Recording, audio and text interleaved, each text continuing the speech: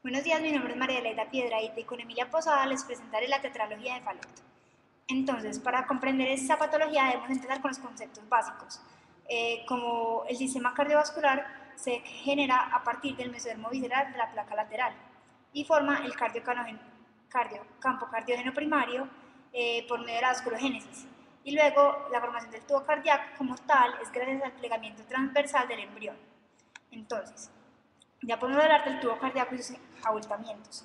Entonces, hay una porción auricular hacia abajo, hay una porción, hay ya un conducto o una articulación auriculoventricular que separa la aurícula y el ventrículo izquierdo. Está el ventrículo izquierdo, como pueden ver en la imagen, y el bulbo arterial o esta parte del ventrículo derecho, donde encontramos el cono arterial, que son los tractos de salida de los ventrículos, y el tronco arterial más craneal, de donde más adelante tendré las raíces y parte proximal de la aorta pulmonar, de la aorta y la pulmonar, perdón.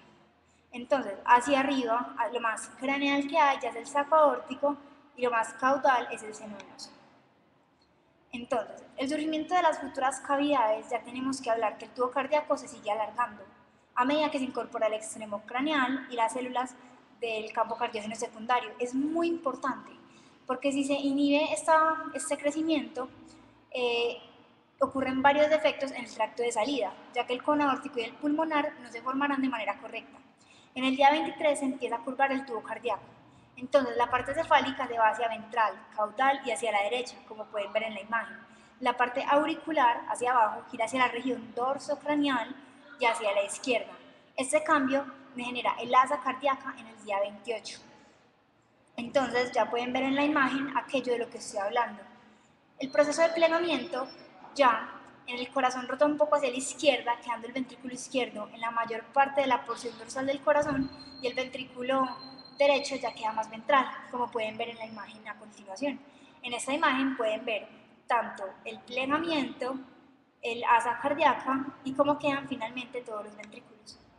Respecto al sistema venoso, a mediados de la cuarta semana, el seno venoso empieza a recibir sangre de las astas de los senos derecho e izquierdo, transportando sangre oxigenada de la placenta hacia el embrión.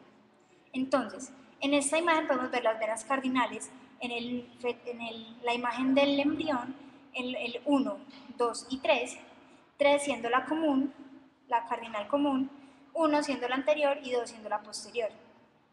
Podemos ver las venas vitelinas en el número 4 y en el número 5 la vena umbilical, y ya las podemos ver en otro plano en el lado derecho de esta imagen. Entonces, las venas cardinales anterior y posterior drenan craneal y caudal, respectivamente. Se unen a la vena cardinal común. Entonces, más adelante de qué se habla, que las cardinales anteriores en la semana 8 se anastomosan. Entonces la sangre empieza a pasar de izquierda a derecha y este cortocircuito hace que la vena brachiocefálica que se forme la vena brachiocefálica izquierda y que asimismo la vena izquierda se degenere. La derecha anterior y la común derecha también me forman la cava superior. Las cardinales posteriores, ese es un tema que se hablará más adelante, son los principales vasos mesonéfricos, pero estos se consideran transitorios. Entonces, hablemos de la vena umbilical. Discurre a cada lado del embrión, como pueden ver, la vena derecha desaparece en la séptima semana, la vena umbilical derecha y la porción craneal de la izquierda definitivamente se degenera. La porción caudal de la izquierda persiste y se convierte en la vena umbilical, que transporta la sangre oxigenada de la placenta al embrión. Y hay un cortocircuito venoso amplio que me forma el conducto venoso, haciendo que la sangre pase oxigenada de la placenta al corazón, evitando los capilares hepáticos. Por último, tengo la vena vitelina izquierda, la cual desaparece, y la derecha, que forma parte del sistema porta-hepático y una porción de la vena cava inferior. A continuación pueden ver el mapa conceptual resumiendo esto. Y una imagen de Moore muy interesante donde muestran delineadas las venas que desaparecen. Entonces se habla de un predominio del seno venoso derecho. La comunicación seno-auricular, que era denominada amplia, se desplaza hacia la derecha. ¿Por qué? Porque el seno izquierdo pierde importancia. Porque en la semana 5 se obliteran tanto la umbilical derecha y la vena vitelina izquierda. Y finalmente, en la semana 10 se oblitera la vena cardinal superior, anterior izquierda. Entonces, así es como pierde importancia el lado izquierdo y hay un crecimiento mayor por parte de las venas del seno derecho. Como pueden ver en esta imagen, así queda.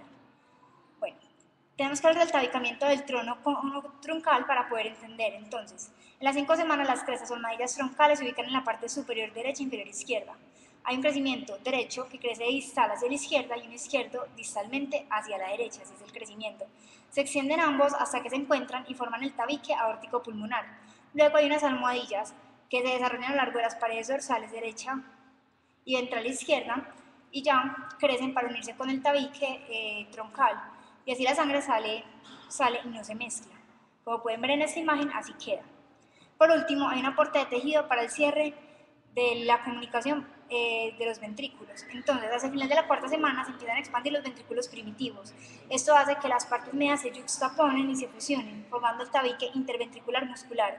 Arriba queda el agujero interventricular. Entonces, el tabique membranoso no se nos puede olvidar que tiene un aporte de la migración de células de la cresta neural, proliferación de los cojines endocárdicos y prolongación del tabique del cono, por lo cual se necesita del crecimiento del cono truncal para que este tabique tenga un buen cierre y funcionamiento. Bueno, ahora vamos a revisar desde el punto de vista de la embriología por qué se da la tetralogía de Fallot, que es la cardiopatía senosante congénita más frecuente. En esta patología vamos a mirar que existen 4 defectos cardíacos principalmente. Entre ellos, el primero es la estenosis pulmonar, la comunicación interventricular, la extraposición aórtica y el cabalgamiento aórtico, y el cuarto, la hipertrofia ventricular derecha.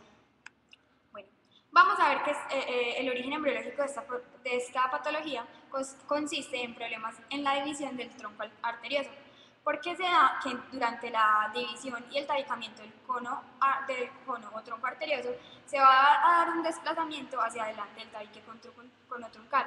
Esto ocasiona a que haya una mala división de este y haya un estrechamiento del infundíbulo del ventrículo derecho. Ahora vamos a revisar cada uno de los componentes de esta patología. El primero es la estenosis pulmonar, que puede afectar la zona valvular, subvalvular o supravalvular. En ocasiones, y es muy frecuente, que en esta patología se afecte una o más de estas zonas. Esto sucede porque queda muy limitado el espacio correspondiente a la salida del ventrículo derecho. Esto sucede porque hay una obstrucción muscular.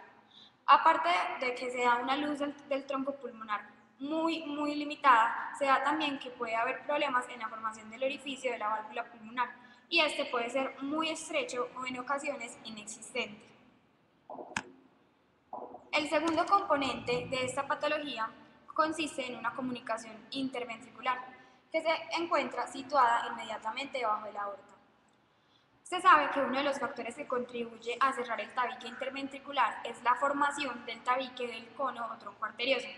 Entonces, como en esta patología se da un problema en la formación de este tabique del cono arterioso, esto conlleva a que la comunicación interventricular no se cierre, ya que este es uno de los componentes que participan en el cierre de la comunicación interventricular. El tercer componente de esta patología es una extraposición de la aorta o un cabalgamiento aórtico.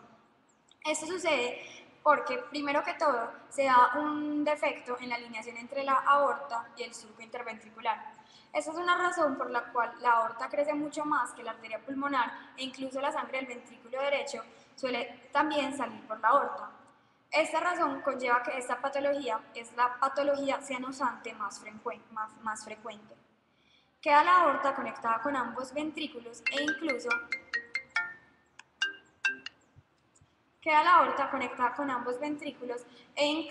en un 25% de las personas esta patología se puede presentar un arco aórtico derecho.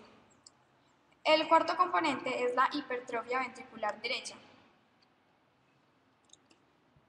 La hipertrofia ventricular derecha se da secundaria a la estenosis pulmonar crónica.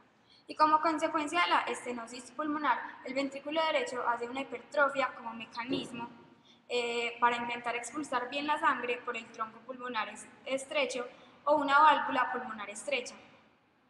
Por ejemplo, en estas imágenes podemos ver cómo se demuestran bien todos los componentes de esta tetralogía de Fallot.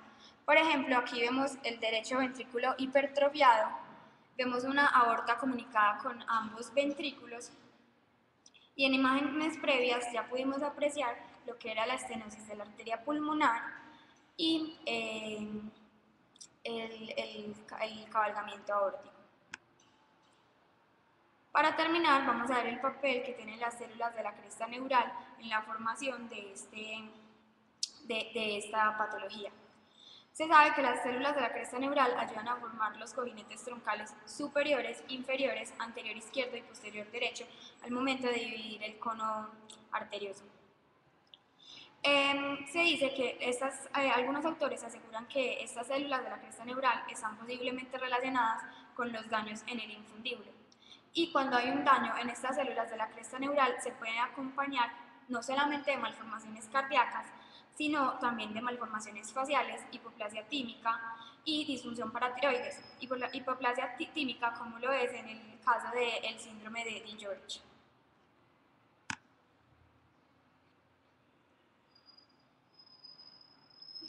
Y en la presente diapositiva pueden apreciar cuáles fueron los recursos bibliográficos de los cuales extrajo la información para realizar esta presentación.